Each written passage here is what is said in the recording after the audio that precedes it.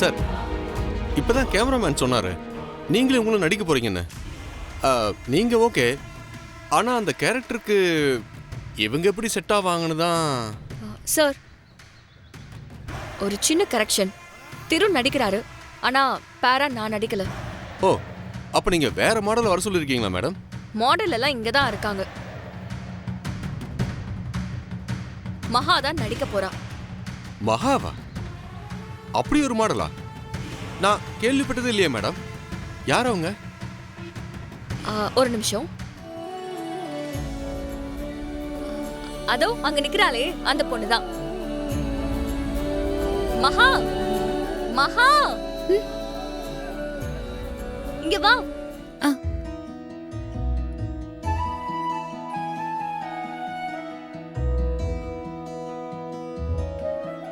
மகா, ஷூட்டிங்க்கு மாடல்ஸ் வராம இங்க நடக்கிற பிரச்சனை எல்லாம் உனக்கு தெரியும்ல? தெரியும்க்கா, நடந்தது எல்லாமே இவ்ளோ நேரம் பார்த்துட்டு தான் இருந்தேன். இப்போ திரு அந்த ஆட்ல மாடலா நடிக்க போறான். நிஜமாவாக்கா? நல்ல முடிவுக்கா.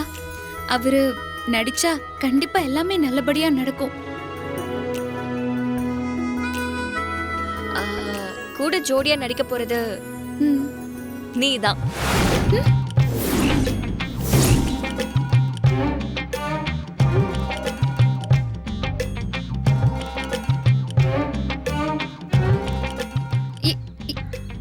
என்னக்கா சொல்றீங்க? நானா? ஐயோ, எனக்கு நடிக்கலாம் வரவே வராது.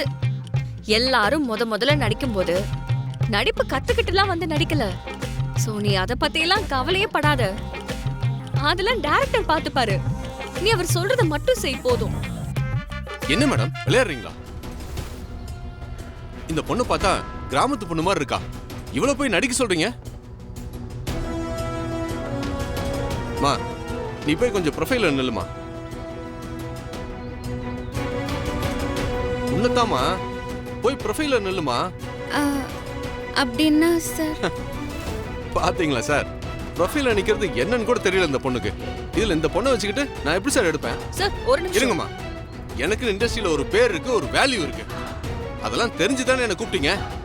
இப்ப திடீர்னு இந்த பொண்ணை வச்சு எடுக்க சொல்றீங்க சார். என்ன சார் இதெல்லாம்? என்னால இந்த பொண்ணை வச்சு எடுக்க முடியாது. நீங்க வேற ஆளை பாத்துக்கோங்க. ஹலோ, நீங்க என்ன சொல்றது? நான் சொல்றேன், நாங்க வேற ஆளை பாத்துக்கிறோம். நீங்க இல்லனா எங்களுக்கு வேற டைரக்டரே கிடைக்காதா? கிளம்புங்க. சார், நீங்க ரொம்ப தப்பான முடிவு எடுக்கிறீங்க. இந்த பொண்ணை வச்சு இந்த ஆட் எடுக்கிறத விட இதுக்கு ஆகிற செலவு எல்லாம் ஒரு மூட்டையில கட்டி பாலுங்கணத்துல போடுறது பெட்டர். தண்ட செலவு பண்ண போறீங்க சார். இந்தாங்க குடிங்க. சார் ஐயோ,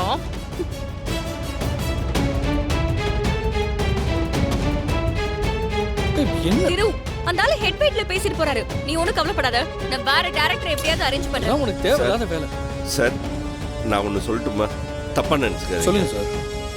அவர் போனா போட்டோம் சார். இந்த பொண்ணை வச்சு நான் எடுத்துறேன் சார் உங்களுக்கு.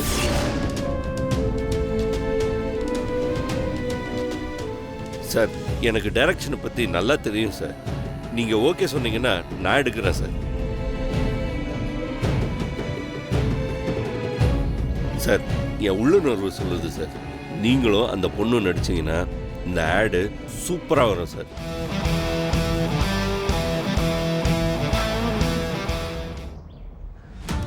இந்த ஆட்ல நீயும் திவ்யாவும் நடிக்க போறதா கேள்விப்பட்டேன். அது உண்மையா? ஆமா சார், வேற மாடல் அரேஞ்ச் பண்ண முடியல, அதான். வாட் இஸ் திஸ் திரு?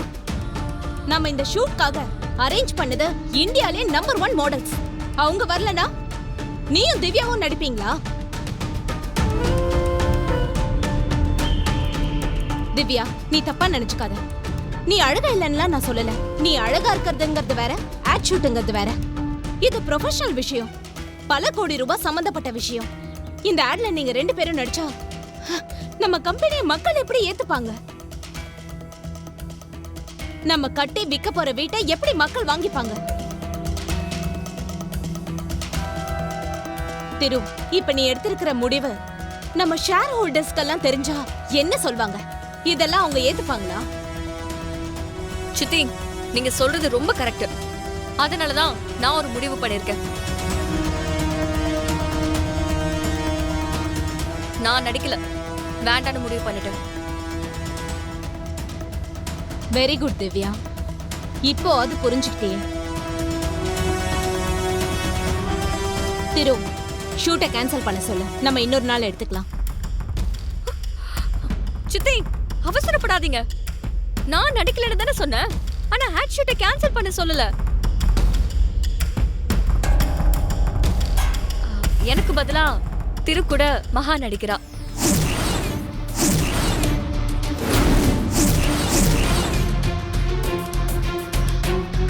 இவளை வச்சு ஆட் எடுத்தா நம்ம கம்பெனியோட பேரு நாறி போயிடும்.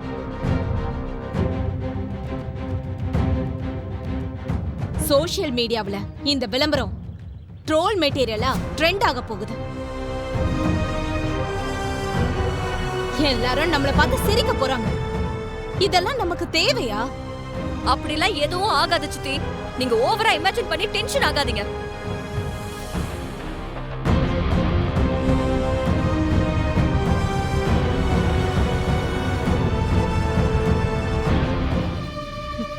ச்சே, இந்த திவ்யா சரியான நேரத்துல கழுத்த இருக்கிறா. என்னாச்சு கவிதா? ஏன் திவ்யா மேல இவ்வளவு கோவமா இருக்க? கோவம் வராம, நான் கம்பெனியோட சிஇஓ, திருவோட பொண்டாட்டி ஆக போறவ. நீ இங்க வேலை பாக்குற இடத்துல இருக்க, நான் சொல்ற இடத்துல இருக்கேன். அத நீ கேக்குற இடத்துல இருக்கன்னு அந்த திவ்யா சொல்லாம சொல்றா. ஓ, திவ்யா இவ்வளவு தூரம் பேச ஆரம்பிச்சிட்டாளா? அவ முன்னாடியே 2-3 தடவை இப்படி பேசிட்டா. நான் தான் பொறுத்து போயிட்டு இருக்கேன். இத பாரு, நான் சொல்றத கேளு. திருவும் திவ்யாவும் நடிக்கட்டுமே. எப்படி இது ஊத்திக்கோ, நல்லதுதான் நமக்கு. கௌதம், ஆட்ல திரு கூட நடிக்க போறது திவ்யா இல்ல, மகா. அந்த வேலைக்காரி தான் நடிச்சாகணும்னு அந்த திவ்யா ஒத்த கால்ல நிக்கிறா. அது இன்னும் நல்லதா போச்சே. இது பாரு, அந்த மகா நடிச்சு யார் அந்த விளம்பரத்தை பார்க்க போறாங்க? நான் ஒன்னு சொல்றேன், நல்லா புரிஞ்சுக்கோ. திருவோட கம்பெனிய திவ்யாவே குழி தோண்டி புதைக்கிறா. அதை ரசிக்காம இப்படி கொந்தளிச்சுக்கிட்டு இருக்க. நீங்க புரியாம பேசுறீங்க கௌதம். திவ்யா சொல்ற மாதிரி அந்த வேலைக்காரி மட்டும் நடிச்சானா இந்த அட்வர்டைஸ்மெண்ட் ஹிட் ஆயிடும். என்ன சொல்ற?